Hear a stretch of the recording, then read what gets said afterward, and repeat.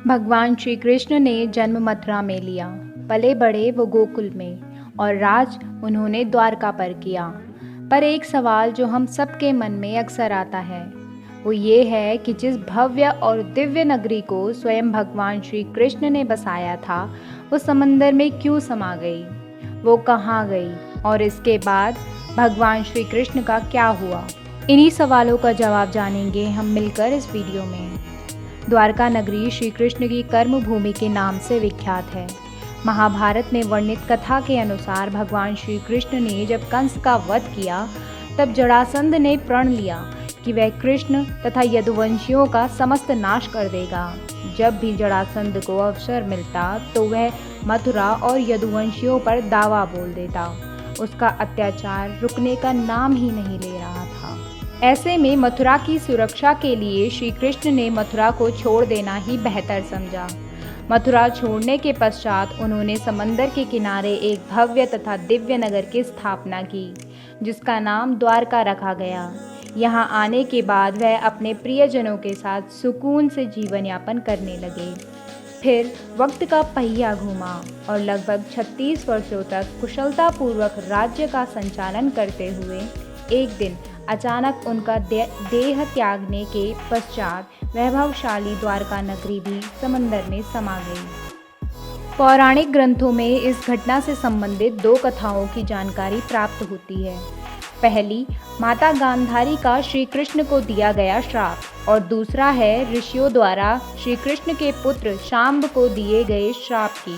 महाभारत का युद्ध समाप्त होने के बाद महर्षि व्यास के शिष्य संजय ने जब गांधारी को यह बताया कि पांडव अपने साथियों और द्रौपदी सहित हस्तिनापुर आ चुके हैं, तो उनको बड़ा मानसिक कष्ट हुआ।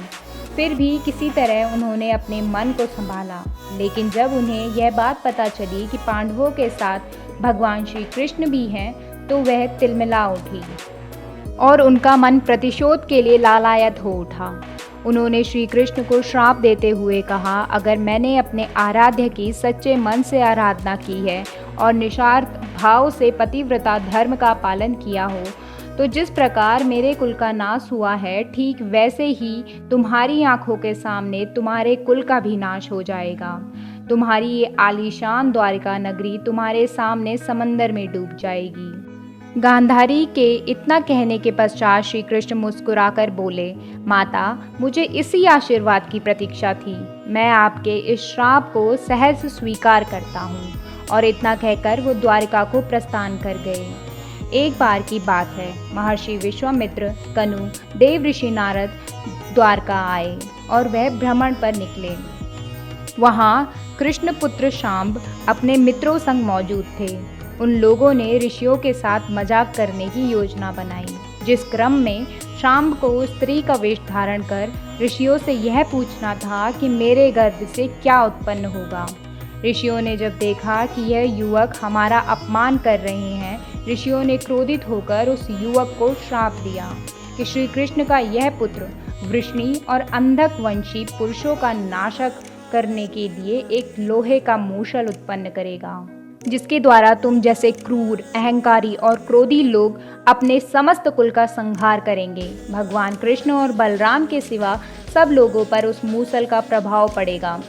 जब श्री कृष्ण को यह बात पता चली तो उन्होंने कहा, यह जरूर सत्य होगा। श्राप के फलस्वरूप ही शांब ने मूसल उत्पन्न की। पर जब ये बात राजा उग्रसेन को पता चली तो उन्होंने मूसल को चुराकर चुपचाप समंदर में फेंकवा दिया। साथ ही यह घोषणा करवा दी कि आज से कोई भी वृष्णि व अंधकवंशी अपने घर में मदिरा का उत्पादन नहीं करेगा। जो भी व्यक्ति छिपकर मदिरा तैयार करेगा, उसे मृत्युदंड की सजा दी जाएगी।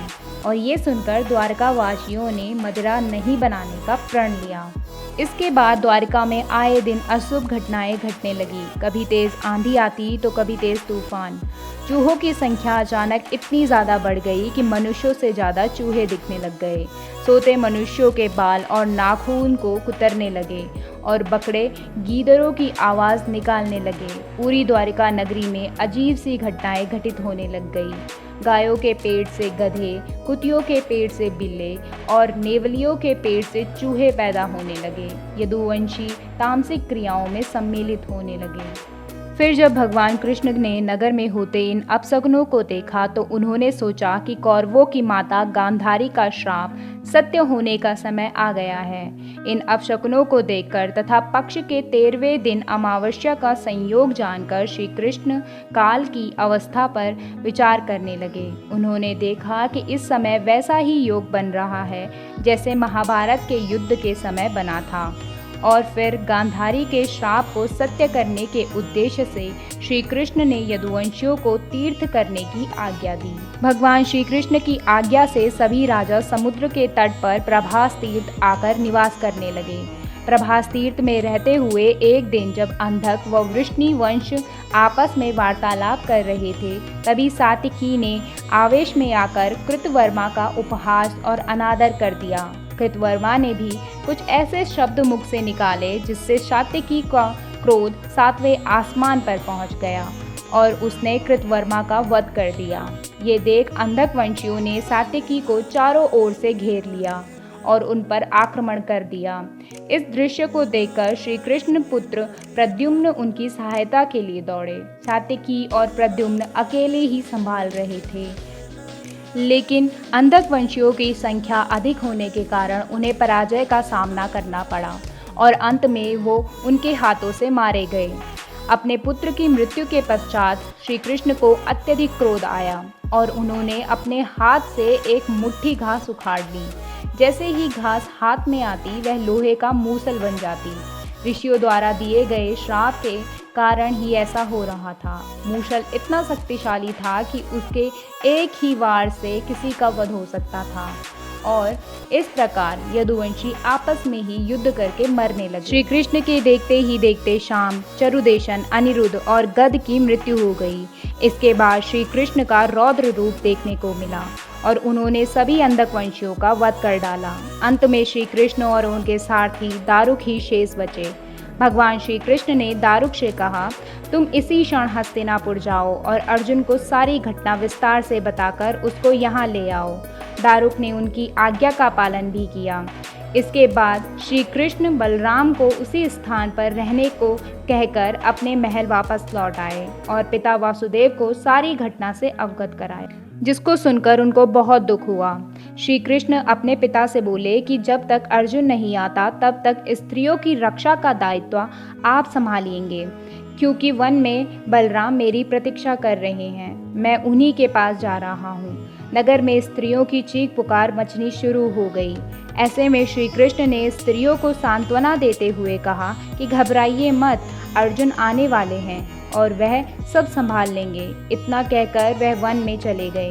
जब कृष्ण वन में पहुंचे तो उन्होंने देखा कि बलराम समाधि में लीन है। अचानक ही उनके मुख से एक सफ़ेद रंग का सर्प निकला और समंदर में चला गया। वो कोई सामान्य सर्प नहीं था, क्योंकि उनके हजारों मस्तक थे। और इतना ही नहीं, समुद्र में स्वयं प्रकट होकर उनके शेषनाग का अभिवादन किया। कुछ देर में बलराम ने अपने शरीर को त्याग दिया। श्री कृष्ण उस सूने वन में अकेले विचरण करते हुए गांधारी के श्राप के बारे में चिंतन कर रहे थे और अपनी इंद्रियों को संयमित करते हुए महायोग की अवस्था में धरती पर लेट गए। तभी जरा नामक एक शिकारी अपने शिकार की तलाश में वहां आ पहुंचा। दूर से उसे लगा कि वहां कोई हिरण है और उसने बाण चला दिया, परंतु जब अपने शिकार को पाने के लिए आगे बढ़ा तो वहां श्री कृष्ण थे। ये देखकर उसे बड़ा पछतावा हुआ। भगवान ने उस शिकारी को आश्वासन दिया और स्वयं परमधाम चले गए, जहाँ कई मुनि देवता उनका भव्य स्वागत कर रहे थे। फिर वह शिकारी हस्तिनापुर गया और पांडवों को पूरी घटना की जानकारी दी, जिसे सुनकर पांडव बहुत दुखी हुए। दूसरी तरफ अर्जुन भी द्वारिका पहुंच गए थे। वहां की स्थिति देखकर उनके मन को बहुत दुख हुआ। श्री कृष्ण की रानियों को जब अर्जुन ने देखा तो उनकी आंखों में आंसू आ पड़े। इस दृश्य को देखकर अर्जुन की आंख भी नम हो गई। वहाँ का पूरा माहौल शोकमय हो गया। वासुदेव भी वहीं उपस्थित थे। उन्होंने अर्जुन को श्री कृष्ण का संदेश बताते हुए कहा कि द्वारका नगरी समुद्र में डूबने वाली है, इसीलिए आप नगरवासियों को लेकर किसी सुरक्षित स्थान पर चले जाएं। वसुदेव की बातें सुनकर अर्जुन ने दारुक से सभी मंत्रियों को बुलाने को कहा। सभी मंत्रियों के आते ही अर्जुन ने कहा कि मैं सभी को यहाँ से इंद्रप्रस्थ ले जाऊंगा, क्योंकि शीघ्र ही इस नगरी को समुद्र अपने में समा लेगा। इसके बाद सभी मंत्री तुरंत अर्जुन की आज्ञा के पालन में जुट गए। अर्जुन ने रात श्री कृष्ण के महल में ही बिताई। अगले दिन श्री कृष्ण के पिता वासुदेव जी ने भी प्राण त्याग दिए। अर्जुन ने विधि विधान से उनका अंतिम संस्कार किया। वसुदेव की पत्नी देवकी, भद्रा, रोहिणी, मदिरा भी चिता पर बैठकर सती हो गई। इसके बाद अर्जुन ने प्रवास तीर्थ में मारे गए सभी यदुवंशियों का भी अंतिम संस्कार किया। 7वें दिन अर्जुन श्री कृष्ण के परिजनों तथा सभी नगरवासियों के साथ इंद्रप्रस्थ की ओर चल दिए। सभी के जाते ही द्वारका नगरी समुद्र में डूब गई। इस दृश्य ने सभी को आश्चर्य में डाल दिया था और इस प्रकार सोने से सजी द्वारका नगरी समुद्र में डूब गई। आज भी सनातन धर्म के इस समृद्ध और संपन्न प्रतीक के कई साक्ष्य वक्त वक्त पर सामने आते रहते हैं। द हिंदू की एक रिपोर्ट के मुताबिक 1963 में सबसे पहले द्वारका नगरी का एक्सकवेशन दक्कन कॉलेज पुणे ने डिपार्टमेंट ऑफ आर्कियोलॉजी और गुजरात सरकार ने मिलकर किया था। इस दौरान करीब 3000 साल पुराने बर्तन मिले थे। इसके बाद आर्कियोलॉजिकल सर्वे ऑफ इंडिया की अंडर वाटर आर्कियोलॉजिकल विंग को समुद्र में कुछ तांबे के सिक्के और कुछ ग्रेनाइट स्ट्रक्चर भी मिले थे, जिसके बाद ये पूरा नगर भी खोज लिया गया। तो उम्मीद करते हैं कि आपको हमारी आज की ये कथा कि द्वारका नगरी समुद्र में कैसे डूबी पसंद आई होगी। हम आपसे फिर मिलेंगे ऐसी ही मनोरंजक कथा के साथ। तब तक के लिए धन्यवाद।